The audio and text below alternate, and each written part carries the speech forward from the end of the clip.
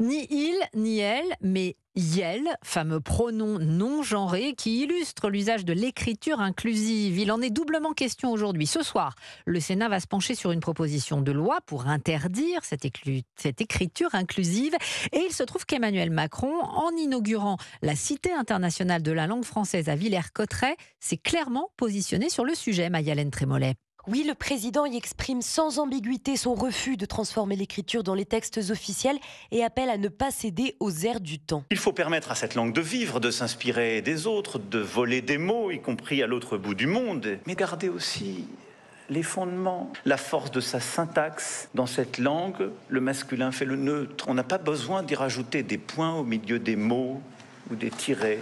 Une prise de position ferme, sorte de message pour la majorité, alors qu'un texte sur le sujet doit être débattu ce soir même au Sénat. Porté par les Républicains, il vise à interdire définitivement l'écriture inclusive dans les textes officiels, interdiction qui existe plus ou moins depuis 2017. Dans une circulaire, l'ancien Premier ministre Édouard Philippe avait invité ses ministres à ne pas faire usage de l'écriture inclusive. Si le texte de ce soir a de grandes chances d'être adopté, malgré l'indignation de la gauche, rien n'assure qu'il soit ensuite repris à l'Assemblée.